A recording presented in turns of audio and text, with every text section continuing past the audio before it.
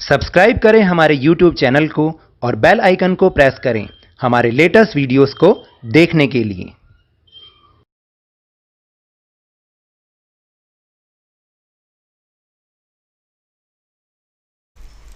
Hello and welcome to Lavneesh Sir की class.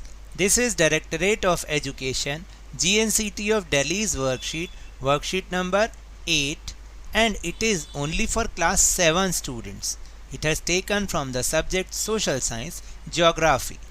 And today we will understand the topic ecosystem in this worksheet. लेकिन worksheet शुरू करने से पहले एक ज़रूरी इन्फॉर्मेशन, जैसे कि मैं पहले भी आपको बताता आया हूँ कि मेरी सारी वीडियोस की नोटिफिकेशन आपके पास एक दिन में नहीं पहुँच पाती, तो आप प्लीज़ चैनल पर जाके, लवनीश सर की क्लास एक चैनल है जिसको आप सब्सक्राइब कर लीजिए और उस पर जाके आप सारी वीडियोस को देख के उनसे फ़ायदा उठा सकते हैं। Now let's start and understand with me what is ecosystem. Before we will understand ecosystem, there are some questions. Just think, जरा सोचिए, why are leaves of cactus plants in the form of thorns? And why is camel called a ship of desert? भाई ship को क्यों desert का ship कहते हैं, sorry camel को क्यों डेजर्ट का शिप कहते हैं? Why are the leaves of lotus plants flattened? जो लोटस प्लांट की लीव्स होती हैं वो फ्लैट क्यों होती हैं? Why are frogs found near water? And why do people living in coastal areas mainly eat fish?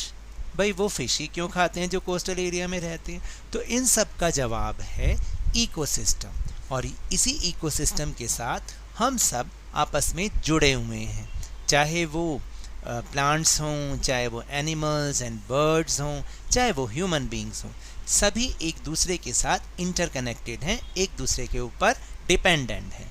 तो चलिए अब हम आगे समझते हैं। The animals and the vegetation and the way people live very from place to place.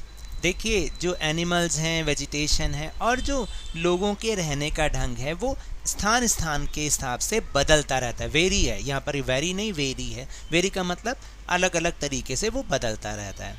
All plants, animals and human beings depend on their immediate surroundings.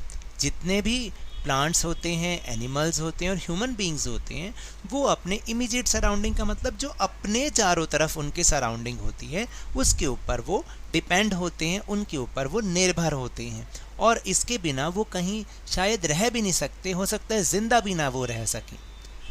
Often they are also interdependent on each other, और जैसा कि मैंने आपको बताया कि वो अपने उस सराउंडिंग के ऊपर भी डिपेंड रहते हैं और वो आपस में भी एक दूसरे के ऊपर इंटरडिपेंडेंट होते हैं।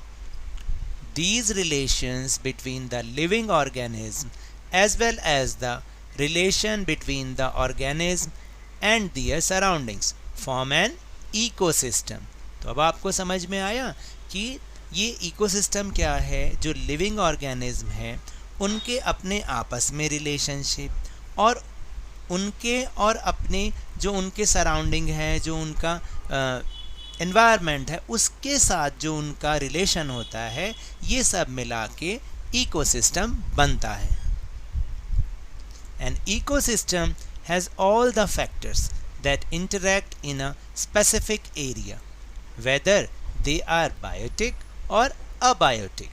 तो देखिए, जो इकोसिस्टम होता है इसके अंदर, जैसा कि हमने लास्ट वर्कशीट्स में भी डिस्कस किया था ना, कि हमारे इस इकोसिस्टम में सभी तरीके के फैक्टर्स इसमें इंक्लूड होते हैं, चाहे वो बायोटिक फैक्टर हों जिनमें की लाइफ होती है, लिविंग थिंग्स, और या अबायोटिक फैक्टर्स हों, चाहे जैसे कि नॉन लिविंग थिंग्स जितने होते हैं, चाहे वो नेचुरल हों चाहे वो मैन मेड हों, वो सब के सब इसके अंदर इंक्लूड होते हैं और आपस में एक दूसरे पर वो डिपेंडेंट भी होते हैं और एक दूसरे को वो इंटरैक्ट भी करते रहते हैं।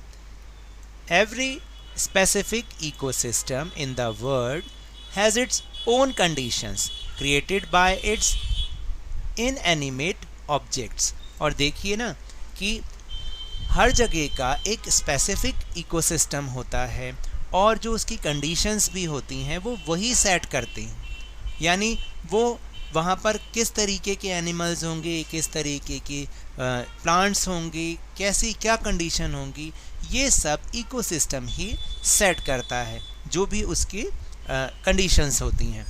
Those conditions determine what kind of living things will be able to live there। और यही कंडीशंस इस बात को डिटरमाइन करती हैं, यानी डिसाइड करती हैं कि किस तरीके की लिविंग थिंग्स वहाँ पर होंगी। Organism can flourish only where their needs are met. और ये जो ऑर्गेनिज्म होते हैं ना, यानी लिविंग थिंग्स और जितने भी सारे ऑर्गेनिज्म हैं, ये वहीं पर ही ज़िंदा रह सकते हैं जहाँ पर इनकी ज़रूरतें पूरी होती हैं। There could be an ecosystem of large rain forest, grassland, desert, mountains, lake, river, ocean and even a small pond. तो इसी तरीके से जैसे मैंने अभी आपको बताया कि भाई हर इकोसिस्टम की अपनी कंडीशंस होती हैं और उसमें कौन कौन से लिविंग बीइंग्स रहेंगे, कौन कौन से ऑर्गेनिज्म वहाँ पर रहेंगे, ये सब वो उसकी कंडीशन डिसाइड करती हैं। अब जैसे मान लीजिए कोई जैसे क्या बताएं कि जैसे कोई पोलर बेयर है। पोलर बेयर को अगर आप डेजर्ट में छोड़ दें तो क्या वो वहाँ पर रह पाएगा? शायद नहीं रह पाएगा। तो इसीलिए हर जगह का, हर फैक्टर का अपना एक इकोसिस्टम भी होता है। जैसे रेन फॉरेस्ट का अपना एक इकोसिस्टम होता है, ग्रासलैंड का भी होता है। जैसे एक इवन जो एक छोटी पॉन्ड होता है उसके अंदर भी एक इकोसिस्टम होता है जिसमें जिस कंडीशंस में वहाँ के जो भी उसमें लिविंग बीइंग्स होते हैं वो रहते हैं। Humans have also used their discretion to create artificial ecosystems like aquariums, plantations and gardens और parks.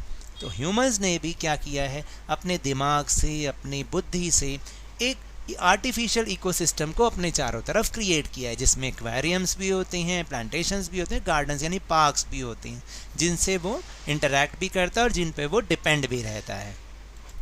So what is ecosystem?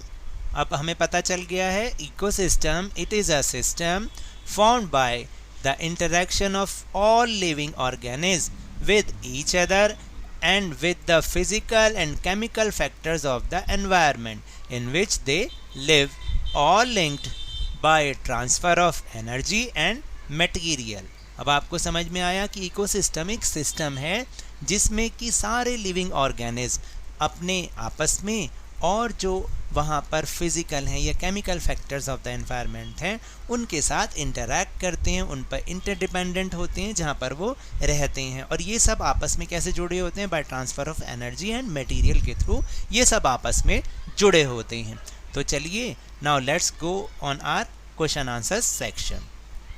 So the first question is how is ecosystem formed? तो इसका answer तो यही है जो अभी अभी हमने लास्ट में बिल्कुल पढ़ा।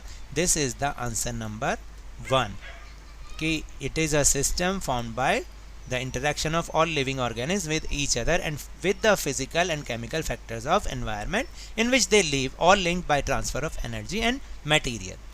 Question number 2 is which of the following is not a natural ecosystem? बताइए, डेजर्ट है, फॉरेस्ट नेचुरल इकोसिस्टम है, सी नेचुरल है, and the park is not a natural ecosystem. तो answer is B. Third is identify the ecosystem with the help of given hints. यहाँ पर कुछ hints दे रखे हैं, आपको इन्हीं में से चूज़ करके लिखना है। तो इकोसिस्टम आप बहुत अच्छे से आसानी से पहचान जाएंगे, जैसे फिश, वाटर, लोटस फ्लावर, ये कहाँ पर हो सकते हैं? पॉन्ड्स में, यस।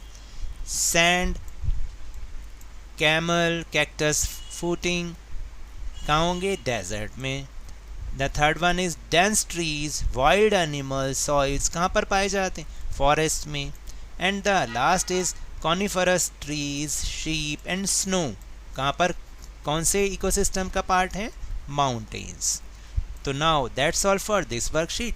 अगर मेरे इस तरह समझाने से आपको थोड़ा सा भी समझ में आया हो तो इस चैनल को ज़्यादा से ज़्यादा सब्सक्राइब कीजिए, लाइक कीजिए और बहुत ज़्यादा शेयर कीजिए। और हाँ, मेरे साथ इसी तरह वर्कशीट को समझते रहिए, लेकिन ध्यान और मन लगाकर ज़रूर पढ़ते रहिए। और हाँ, अगर कोरोना से बचना है तो wash your hands with soap and water regularly. Thank you very much.